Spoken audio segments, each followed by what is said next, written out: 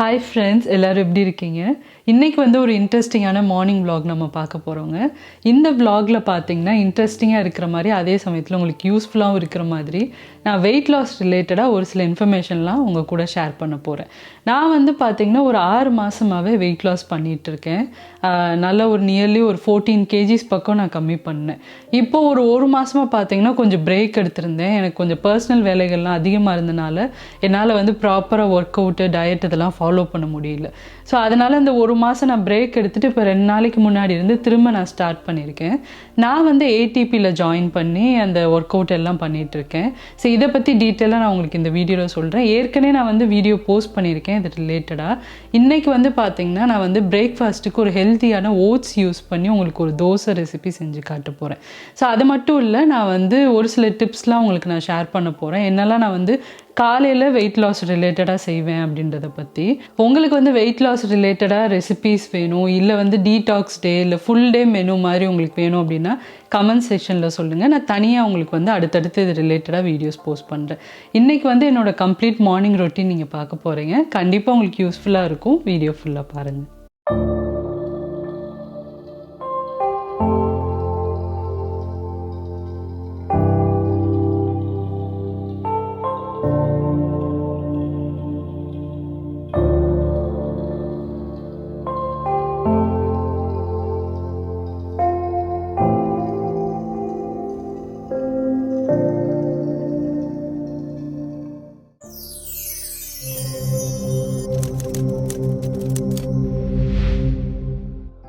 இப்போ டெய்லியும் காலையில் எழுந்திரிச்சோன்னே ஒரு கிளாஸ் ஃபுல்லாக தண்ணி சாப்பிடுவேன். அந்த தண்ணியில் பார்த்திங்கன்னா பேசல் சீட்ஸ்ன்னு சொல்லுவோம் இல்லையா, சப்ஜா சீட்ஸ், அது வந்து சேர்த்து ஊற வச்சுருப்பேன்.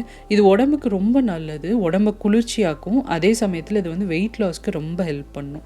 இது வந்து செய்கிறதுக்கு நம்ம நாளே ஊற வச்சிடணும், அப்போ தான் நல்லது. நாள் நைட்டு பார்த்திங்கன்னா அந்த ஒரு கிளாஸ் தண்ணியில் ஒரு அரை டீஸ்பூன் அளவுக்கு மட்டும் அந்த பேசில் சீட்ஸ் சேர்த்து நீங்கள் ஊற வச்சுட்டு அது டெய்லி நீங்கள் வந்து காலையில் சாப்பிட்லாம். நான் இப்போ வந்து நாள் வந்து அது ஊற வச்சிட்டேன். அதே மாதிரி பார்த்திங்கன்னா நான் நாளைக்கு காலையில் பிரேக்ஃபாஸ்ட்டுக்கு ஓட்ஸ் தோசை செய்ய போகிறேன். அதுக்கும் வந்து இப்போ நைட்டே ஊற வச்சிடலான்னு பார்க்குறேன். ஸோ அதுக்கு வந்து பார்த்திங்கன்னா 2 பவுல் நான் எடுத்திருக்கேன். ஒரு பவுலில் வந்து 3/4 கப் அளவுக்கு பச்சை பயிறு இருக்கும் இல்லையா, அது வந்து சேர்த்துக்கிறேன். அடுத்ததை வந்து 1/4 கப் அளவுக்கு பாசி பருப்பு சேர்த்துக்கிறேன். இப்போ அடுத்ததாக நம்ம வந்து பாரேஜ் செய்கிறதுக்காண்டி வாங்குவோம் இல்லையா ஓட்ஸ், அந்த ஓட்ஸ் தான் நான் எடுத்திருக்கேன். இது வந்து வறுக்கலை, எதுவுமே செய்யலை, பச்சை ஓட்ஸை அப்படியே நம்ம வந்து 1 கப் அளவுக்கு சேர்த்துக்கலாம். எவ்வளோ பச்சை பயிரும் பாசிப்பருப்பும் சேர்க்குறீங்களோ அதே அளவு ஓட்ஸும் நம்ம சேர்த்துக்க போகிறோம். தனித்தனியாக அதை வந்து ஊற வச்சுக்கலாம். இந்த ஓட்ஸ் தோசையில் நிறையா வேரியேஷன்ஸ் இருக்குது. நான் உங்களுக்கு அடுத்தடுத்த வீடியோஸில் அது எல்லாத்தையும் நான் போஸ்ட் பண்ணுறேன். வெயிட் லாஸ் ரிலேட்டடாக போஸ்ட் பண்ணுற வீடியோஸில் அந்த ரெசிபீஸ் எல்லாத்தையும் காட்டுறேன். அதே மாதிரி நீங்கள் வந்து ஓட்ஸ் யூஸ் பண்ணி இட்லியும் செய்யலாம், ரொம்ப நல்லாயிருக்கும். எல்லாமே நம்ம சேனலில் நான் போஸ்ட் பண்ணுறேன். இன்றைக்கி வந்து இந்த வெர்ஷன் நம்ம பார்க்கலாம். இப்போ ரெண்டையுமே நல்லா அலசிட்டு நம்ம ஊற வைக்க போகிறோம். நீங்கள் வந்து டின்னருக்கு செய்கிறீங்க அப்படின்னா 4 மணி நேரம் ஊறினா போதும். பிரேக்ஃபாஸ்ட் செய்கிறனால நான் வந்து நாளே இதை வந்து தண்ணி சேர்த்து ஊற வச்சுக்கிறேன்.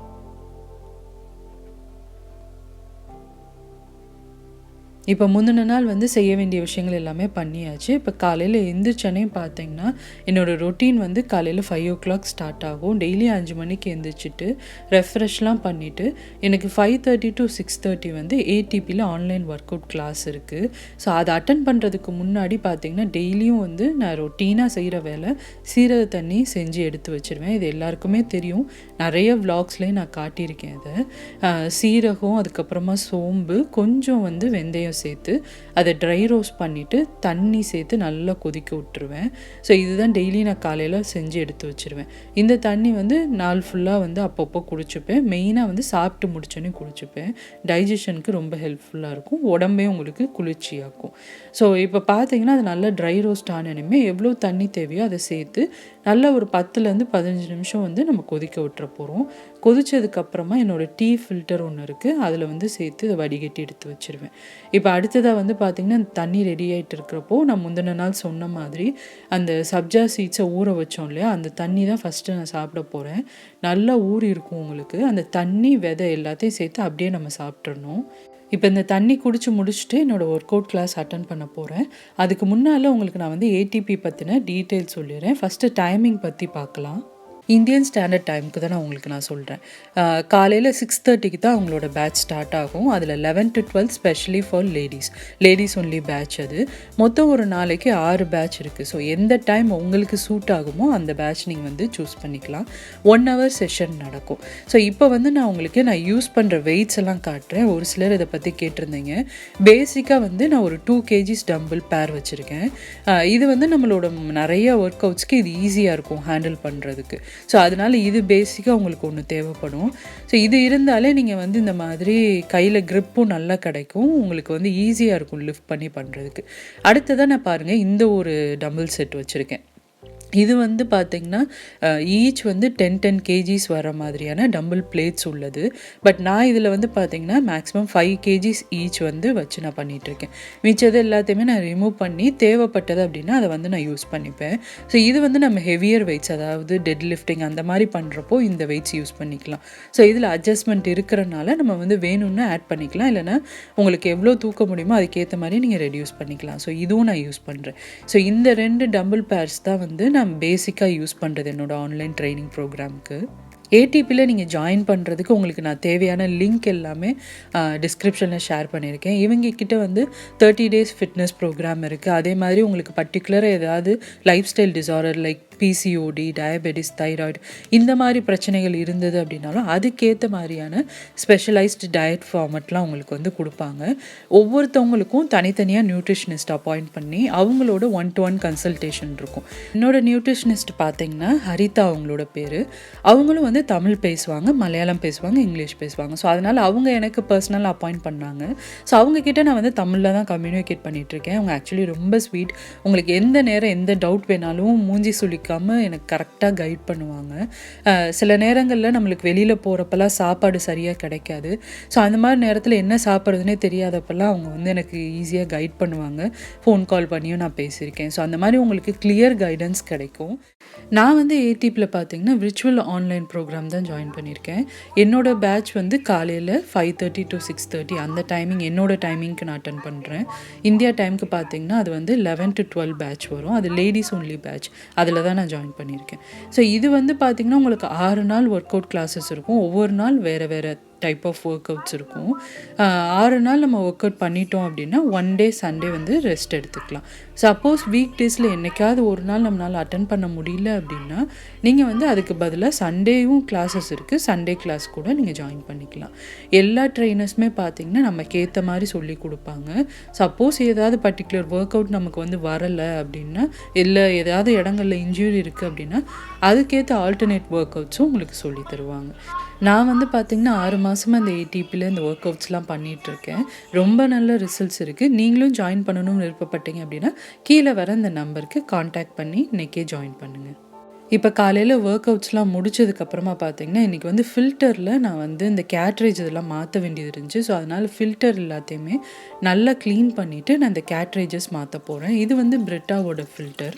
இதுதான் அவங்ககிட்ட இருக்கிறதுலே லார்ஜஸ்ட் சைஸு. இதில் தான் நாங்கள் வந்து தண்ணி சேர்த்து ஃபில்ட்ரு பண்ணி இது குடிக்கிறதுக்கு யூஸ் பண்ணுற தண்ணி. சமைக்கிறது இதுக்கெல்லாம் வந்து நான் டேரெக்டாக டேப்பில் இருந்தே யூஸ் பண்ணிப்பேன். ஸோ இந்த ஃபில்டர் பார்த்திங்கன்னா மாதத்துக்கு ஒரு தடவை மாற்ற வேண்டியது இருக்கும். 4 weeks கரெக்டாக வரும் அந்த ஃபில்டர். ஸோ அதிலே வந்து உங்களுக்கு ட்ராக்கிங் எதுவும் இருக்கும். மேலே மூடியில் பார்த்தீங்கன்னா இந்த மாதிரி சின்னதாக ஒரு பட்டன் மாதிரி இருக்கும். ஸோ அதை வந்து நம்ம ப்ரெஸ் பண்ணி ரீசெட் பண்ணிக்கலாம். இதை வந்து நம்ம ஸ்டார்ட் கொடுத்தோம் அப்படின்னா நம்ம ஒவ்வொரு தடவை கேட்ரேஜ் மாற்றுறப்பையும் அது வந்து ரீசெட் ஆகிடும்.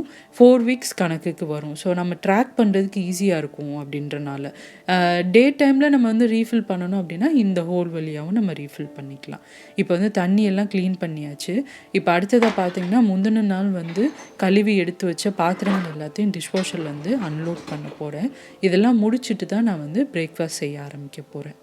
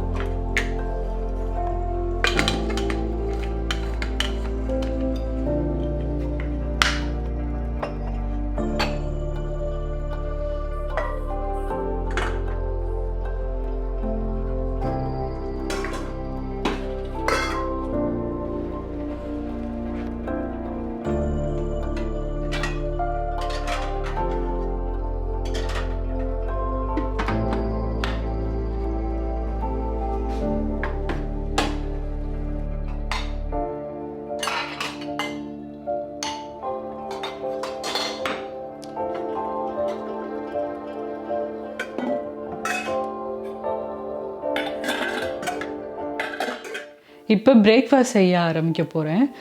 பெரும்பாலும் பிரேக்ஃபாஸ்ட்டில் பார்த்தீங்கன்னா நான் வந்து ஓட்ஸ் யூஸ் பண்ணி ஏதாவது பிரேக்ஃபாஸ்ட் செய்ய ட்ரை பண்ணுவேன், இல்லைனா ரவை யூஸ் பண்ணி பண்ணுவேன். டீடாக்ஸ் பண்ணுற அன்னைக்கு பார்த்தீங்கன்னா காலையில் வந்து ஏதாவது ஃப்ரூட் ஜூஸ் அந்த மாதிரி எடுத்துப்பேன். ஸோ இது மாதிரி நிறைய மிக்ஸ்டு இது தான் இருக்கும், டெய்லி ஒரே மெனு கிடையாது. அந்த மாதிரி இன்றைக்கி என்னோடய மெனு என்னன்னு பார்த்தீங்கன்னா ஓட்ஸ் யூஸ் பண்ணி நான் பண்ண போகிறேன். டெய்லியுமே ஓட் மீல் சாப்பிட்டோம் அப்படின்னா உங்களுக்கு வந்து ஒரு மாதிரி போரிங்காக இருக்கும். ஸோ அதனால் ஓட்ஸ் யூஸ் பண்ணி நம்மளோட டிஃபன் வெரைட்டிஸில் நிறைய ரெசிபீஸ் பண்ணலாம். அதில் ஒன் ஆஃப் தி ரெசிபி இன்றைக்கி நான் காட்ட போகிறேன் இந்த தோசை. இதில் வந்து பச்சை பயிர் இதெல்லாம் சேர்த்து பெசரட்டு டைப்பில் தான் பண்ண போகிறோம். பட் இது வந்து நல்ல கிறிஸ்பியாக சூப்பராக இருக்கும், ரொம்ப டேஸ்ட்டாக இருக்கும். இன்ஃபேக்ட் இதை வந்து நீங்கள் செஞ்சு கொடுத்தீங்க அப்படின்னா அதில் ஓட்ஸ் இருக்குது அப்படின்ட்டு யாராலையுமே கண்டுபிடிக்க முடியாது, அந்தளவுக்கு டேஸ்ட்டாக இருக்கும். இதுக்கு தேவையான பொருட்கள் எல்லாமே நான் ஆல்ரெடி ஊற வச்சிட்டேன். நான் பிரேக்ஃபாஸ்ட்டுக்கு செய்கிறனால முந்தின நாள் நைட்டே ஊற வச்சிட்டேன். இல்லை நீங்கள் வந்து ஈவினிங் செய்ய போகிறீங்க டின்னருக்கு அப்படின்னா ஒரு 4 மணி நேரம் பக்கம் ஊறுனா போதும். இப்போ எல்லாமே ரெடியாக இருக்குது. இந்த மாவை அரைச்சிட்டு தோசை எப்படி பண்ணுறதுன்றதை நான் காட்டுறேன் உங்களுக்கு. இப்போ பாருங்கள், நேற்றுக்கு நைட்டு ஊற வச்ச பச்சை பயிறு பாசிப்பருப்பு அதுவும் நல்லா ஊறிடுச்சு, ஓட்ஸும் நல்லா ஊறிடுச்சு. ஸோ தண்ணி எல்லாத்தையும் நான் வடித்து எடுத்து வச்சுருக்கேன். இப்போ இங்கே ஒரு மிக்ஸி ஜார் எடுத்திருக்கேன். அதில் வந்து நம்ம ஊற வச்சுருக்க பச்சை பயிறு பாசிப்பருப்பையும் சேர்த்துக்கலாம். இப்போ அடுத்ததாக பார்த்தீங்கன்னா நம்ம ஊற வச்சுருந்தோம் இல்லையா, அந்த ஓட்ஸையும் அந்த தண்ணியோடு அப்படியே நான் சேர்த்துக்கிறேன். இப்போ காரத்துக்கு ஏற்ற மாதிரி பச்சை மிளகாய் சேர்த்துக்கலாம். அடுத்ததாக ஒரு இன்ச் அளவுக்கு இஞ்சி நான் வந்து க்ளீன் பண்ணி எடுத்து வச்சுருக்கேன், அதையும் இதில் சேர்த்துடலாம். அடுத்ததாக பார்த்தீங்கன்னா ஒரு 1/2 கப் அளவுக்கு கொத்தமல்லியும் கருவேப்பிலையும் எடுத்து வச்சுருக்கேன், அதையும் இதில் சேர்த்துக்கோங்க. அடுத்ததாக வந்து ஒரு 1/2 டீஸ்பூன் அளவுக்கு சீரகம் சேர்த்துக்கலாம்.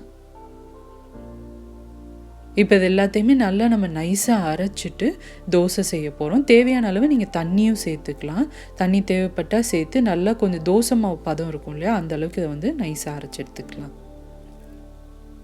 இப்போ பாருங்கள், இந்த அளவுக்கு நல்லா நைஸாக அரைச்சாச்சு. மாவு நமக்கு வந்து ரெடியாக இருக்குது. இப்போ இதை ஒரு பவுலில் ட்ரான்ஸ்ஃபர் பண்ணிடுறேன்.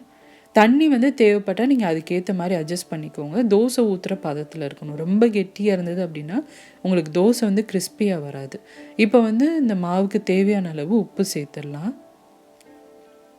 சேர்த்துட்டு நல்லா மிக்ஸ் பண்ணிடலாம். இப்போ இது வந்து பார்த்திங்கன்னா இட்லி மாவு மாதிரி நம்ம புளிக்க வைக்க தேவையில்ல, டைரெக்டாக நம்ம வந்து ஊற்ற ஆரம்பிச்சிடலாம். தண்ணி மட்டும் கொஞ்சம் கரெக்டாக அட்ஜஸ்ட் பண்ணி நீங்கள் ஊற்றுனீங்கன்னா நல்ல கிறிஸ்பியாக வரும். இப்போ வந்து ஒரு தோசைக்கல் சூடு பண்ணியிருக்கேன். தேவையான அளவு மாவு எடுத்துகிட்டு இது நல்லா கொஞ்சம் மெல்லிசான தோசையாக நான் ஊற்றிக்கிறேன். இந்த தோசை வேகிறதுக்கு உங்களுக்கு 2 நிமிஷம் பக்கம் ஆகும். நல்லா கிறிஸ்பியாக ஒரு பக்கம் வெந்ததுக்கப்புறமா இன்னொரு சைடு நம்ம வேக வச்சிடலாம். நான் வந்து இதில் நல்லெண்ணெய் சேர்த்துக்கிறேன். இப்போ இந்த தோசையிலே வந்து கார சட்னி இந்த மாதிரி செஞ்சு அதை மேலே அப்ளை பண்ணிவிட்டு நம்ம வந்து தோசை சுடலாம். அதுவும் ரொம்ப டேஸ்ட்டாக இருக்கும். சட்னியே இல்லாமல் நம்ம டைரெக்டாக அதை வந்து சாப்பிட முடியும், ரொம்ப நல்லாயிருக்கும். இட்லி பொடி கூட நீங்கள் வந்து மேலே தூவியும் செய்யலாம், அந்த மாதிரியும் பண்ணலாம், ரொம்ப நல்லாயிருக்கும். இப்போ தோசையை நீங்கள் பார்த்தீங்கனாலே தெரியும் நல்ல கிறிஸ்பியாக வந்திருக்கு. நம்ம ஓட்ஸ் சேர்த்த மாதிரியே தெரியாது, ரைஸ் சேர்த்து சுட்ட மாதிரி இருக்கும். ரொம்ப நல்ல கிறிஸ்பியாக டேஸ்ட்டாக இருக்கும். கண்டிப்பாக ட்ரை பண்ணி பாருங்கள். இன்றைக்கி என்னோடய ஹெல்த்தி பிரேக்ஃபாஸ்ட் வந்து ஓட்ஸ் பெசரட்டு தோசை ரெடி ஆயிடுச்சு. ஸோ இது கூட வந்து பார்த்திங்கன்னா சட்னி இல்லாட்டி இட்லி பொடி எது வேணாலும் நீங்கள் வந்து சர்வ் பண்ணலாம். நான் வந்து இது கூடவே வந்து சாலடும் சேர்த்து சாப்பிட போகிறேன். இப்போ பிரேக்ஃபாஸ்ட் எல்லாமே முடிச்சதுக்கப்புறமா தான் என்னோடய மிச்ச வேலைகள்லாம் நான் பார்க்க போகிறேன். இன்றைக்கி மெயினாக நான் வந்து ஹோம்மேட் மசாலாஸ்லாம் செய்ய வேண்டியது இருக்குது. ஸோ அது எல்லாத்தையும் நான் இப்போ வந்து செய்ய போகிறேன். எல்லா பொடியுமே நான் வந்து வீட்டில் தான் அரைப்பேன். நிறைய யூஸ் பண்ணுற பொடிகள் எல்லாத்தையுமே வந்து பார்த்திங்கன்னா ஊருக்கு வர்றப்போ ஊர்லேருந்து அரைச்சி எடுத்துகிட்டு வருவேன். இல்லை ஊருக்கு வர முடியாத டைமில் அம்மா செஞ்சு கொரியரில் அனுப்பிச்சி விடுவாங்க. ஸோ இன்றைக்கி வந்து பார்த்திங்கன்னா இந்த மிளகுத்தூள், அதுக்கப்புறமா சீரகப்பொடி, இட்லி மிளகாய் பொடி இது எல்லாத்தையுமே நான் வந்து அரைச்சி எடுத்து வைக்க போகிறேன். ஸோ ஃபஸ்ட்டு வந்து மிளகு பொடி நான் அரைச்சிக்கிறேன். அது வந்து ஜஸ்ட்டு நம்ம பச்சை மிளகு நம்ம மிக்சியில் சேர்த்து நல்லா நைஸாக அரைச்சி ஒரு பாக்ஸில் போட்டு வச்சுக்கலாம். இது வந்து குக்கிங் எல்லாத்துக்குமே ரொம்ப யூஸ்ஃபுல்லாக இருக்கும். மற்றபடி இது போக நான் பார்த்திங்கன்னா ஃப்ரெஷ்ஷாக பெப்பர் மில் இருக்குது, அதில் தூவுறது எல்லாமே அதாவது ஆம்லேட் இந்த மாதிரி விஷயங்களுக்குலாம் அதுலேருந்து டேரெக்டாக தூவிப்பேன். அடுத்ததாக சீரகப்பொடி செஞ்சிட்ருக்கேன். சீரகப்பொடி வந்து நல்லா கொஞ்சம் வாசம் வர அளவுக்கு வறுத்துட்டு தான் நான் வந்து அரைச்சி வைப்பேன். அதுதான் டேஸ்ட்டு நல்லாவும் இருக்கும், ஃப்ளேவரும் ரொம்ப நல்லாயிருக்கும். ஸோ அதனால் சீரகப்பொடி வந்து நல்லா வறுத்துட்டு அதுக்கப்புறமா இந்த மாதிரி பொடியாக அரைச்சி அதையும் எடுத்து வச்சுக்கலாம். சூடெல்லாம் ஆறுனதுக்கப்புறமா தான் மூடி போட்டு வைக்கணும், இல்லைன்னா சீக்கிரம் உங்களுக்கு பொடி எல்லாமே கெட்டு போயிடும். இப்போ சீரக பொடியும் ரெடி ஆயிடுச்சு. அடுத்ததை வந்து பார்த்திங்கன்னா இன்றைக்கி நான் வந்து இட்லி மிளகாய் பொடியும் அரைக்கிறேன். அது வந்து பூண்டு சேர்த்து மிளகாய் பொடி அரைக்க போகிறேன். அதுக்கு இங்கே வந்து நான் எல்லா பொருளையுமே மெஷர் பண்ணி சேர்த்துக்க போகிறேன். ஒரு வெயிங் ஸ்கேலில் ஃபஸ்ட்டு வந்து உளுந்து வந்து நான் எடுத்திருக்கேன். உளுந்து ஒரு 1/4 கிலோ அளவுக்கு எடுத்துக்கலாம், 250 கிராம் அளவுக்கு. இப்போ இது எல்லாத்தையும் ட்ரை ரோஸ்ட் பண்ணி நான் வந்து பொடி அரைக்க போகிறேன். வெள்ளைப்பூடும் அதுக்கப்புறமா வந்து பார்த்திங்கன்னா காஞ்ச மிளகாய் மட்டும் நல்லெண்ணெயில் வதக்க போகிறேன். இப்போ ஃபஸ்ட்டு வந்து பார்த்திங்கன்னா ஒரு பேனில் நான் வந்து உளுந்த நல்லா கொஞ்சம் செவந்து வரும் இல்லையா, அந்த அளவுக்கு இதை வந்து நல்லா வறுத்துட்டு ஒரு பாத்திரத்தில் சேர்த்துக்க போகிறேன். ஸ்லோ ஃப்ளேமில் தான் வறுக்கணும். ஹை ஃப்ளேமில் வறுத்தோம் அப்படின்னா சீக்கிரம் கலர் வந்துடும், டேஸ்ட்டு நல்லா இருக்காது. ஸோ அதனால் ஸ்லோ ஃப்ளேமில் வச்சு நல்லா பொறுமையாக வறுத்து எடுத்துக்கலாம். அடுத்ததாக வந்து பார்த்திங்கன்னா ஒரு 25 கிராம் அளவுக்கு துவரம் பருப்பு சேர்த்துக்கிறேன். அதுவும் நல்லா செவந்து வர அளவுக்கு நீங்கள் வறுத்துக்கலாம். இந்த ரெசிபி வந்து என்னோடய ரெசிபி சேனலில் நான் ஆல்ரெடி போஸ்ட் பண்ணியிருக்கேன். இந்த வீடியோ தனியாக நீங்கள் பார்க்கணுன்னு நினச்சிங்க அப்படின்னா நீங்கள் அந்த வீடியோவை ரெஃபர் பண்ணிக்கலாம். டீட்டெயிலாக அதில் இருக்குது. இதே மெஷர்மெண்ட்ஸோடு நான் அதில் எக்ஸ்பிளைன் பண்ணியிருக்கேன். இப்போ அடுத்ததை வந்து பார்த்திங்கன்னா ஒரு 75 கிராம் அளவுக்கு கடலைப்பருப்பு சேர்த்துக்கிறேன். 1/4 கிலோ உளுந்துக்கு வந்து பார்த்திங்கன்னா 25 கிராம் அளவுக்கு துவரம் பருப்பு, 75 கிராம் அளவுக்கு கடலைப்பருப்பு சேர்த்து நல்லா வறுத்து அதில் சேர்த்துக்கலாம். அடுத்ததாக வந்து பார்த்திங்கன்னா இது வந்து நான் காஞ்ச கருவேப்பிலை சேர்க்குறேன். இது வந்து வீட்டிலே காஞ்சது தான். நான் வந்து ஊருக்கு வந்தப்போ இது செஞ்சு எடுத்துகிட்டு வந்தேன். நல்ல காய வச்சு எடுத்துகிட்டு வந்த கருவேப்பிலை. நீங்கள் வந்து ஃப்ரெஷ்ஷாக சேர்க்குறீங்க அப்படின்னா கூட கொஞ்சம் நேரம் நல்லா வறுத்துட்டு அதில் சேர்த்துக்கணும். ஈரப்பதம் இல்லாமல் நீங்கள் பார்த்துக்கணும். இப்போ அடுத்ததாக வந்து கட்டி பெருங்காயமும் தேவையான அளவு சேர்த்துக்கலாம். இப்போ இது எல்லாத்தையும் நல்லா ரோஸ்ட் பண்ணிவிட்டு நம்ம வந்து அந்த பருப்போடு சேர்த்துக்க போகிறோம். அடுத்தது வந்து பார்த்திங்கன்னா ஒரு 2 டீஸ்பூன் அளவுக்கு நல்லெண்ணெயில் நான் வெள்ளைப்பூடு ஒரு 10 பல் பக்கம் நல்லா இடித்து எடுத்து வச்சுருந்தேன். அதையும் சேர்த்து நல்லா வதக்க போகிறேன். மெயின் ஸ்டெப்பே இது தாங்க. இது நம்ம சரியாக வதக்காமல் இட்லி பொடி செஞ்சோம் அப்படின்னா உங்களுக்கு வந்து சீக்கிரமே கெட்டு போயிடும், வண்டு வந்துடும். ஸோ அதனால் இது வந்து பொறுமையாக நல்லா வதக்கிடணும்.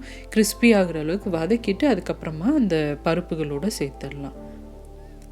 இப்போ கடைசியாக பார்த்திங்கன்னா நான் வந்து இந்த இட்லி பொடிக்கு தேவையான அளவு காஞ்ச மிளகாவும் வறுத்துக்கிட்டேன். உங்களோட காரத்துக்கு ஏற்ற மாதிரி நீங்கள் அதை சேர்த்துக்கலாம். நான் யூஸ் பண்ணுற மிளகா வந்து கொஞ்சம் காரம் கம்மியாக இருக்கும், கலர் நல்லா கொடுக்கும். ஸோ அதனால் நான் கொஞ்சம் எக்ஸ்ட்ரா சேர்த்துருக்கேன். இப்போ மிளகா மட்டும் நம்ம அதோட கலக்க வேண்டாம், தனியாக வந்து நம்ம அரைச்சிக்கலாம்.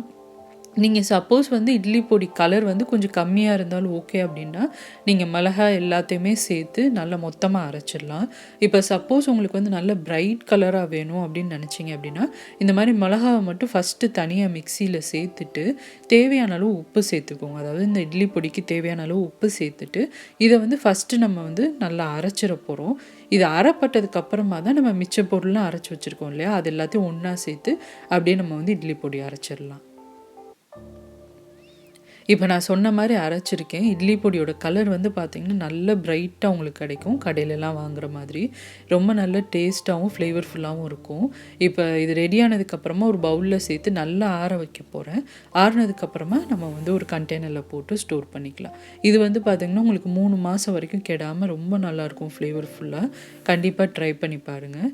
இன்றைக்கி என்னோடய மார்னிங் ரொட்டீன் பார்த்திங்கன்னா இந்த மாதிரி தான் போச்சு. கொஞ்சம் பிஸியாக இருந்தது, பொடி இதெல்லாம் அரைச்சனால. கண்டிப்பாக உங்களுக்கும் யூஸ்ஃபுல்லாக இருந்திருக்கும்னு நினைக்கிறேன். வெயிட் லாஸ் ரிலேட்டடாக தனியாக நிறையா வீடியோஸ் வேணும் அப்படின்னா கண்டிப்பாக எனக்கு கீழே கமெண்ட்ஸில் சொல்லுங்கள். நான் வந்து அடுத்தடுத்து போஸ்ட் பண்ணுறேன். இனிமேல் கொஞ்சம் வீடியோஸ் எல்லாமே ரெகுலராக உங்களுக்கு நான் போஸ்ட் பண்ண ஆரம்பிச்சிருவேன். கண்டிப்பாக உங்களுக்கு இந்த வீடியோவும் யூஸ்ஃபுல்லாகவும் இன்ட்ரெஸ்டிங்காகவும் இருந்திருக்கும்னு நினைக்கிறேன். வீடியோ பிடிச்சிருந்தது அப்படின்னா வீடியோக்கு லைக் கொடுங்க. சேனலுக்கு இன்னும் சப்ஸ்கிரைப் பண்ணாதவங்க மறக்காமல் சுஜிஸ் கிச்சனுக்கு சப்ஸ்கிரைப் பண்ணுங்கள். இதே மாதிரி நிறைய இன்ட்ரெஸ்டிங்கான விளாக்ஸ் ரெசிபீஸோடு அடுத்து உங்களை நான் மீட் பண்ணுறேன். சுஜிஸ் கிச்சன், எளிய பாரம்பரிய சமையலின் தொகுப்பு.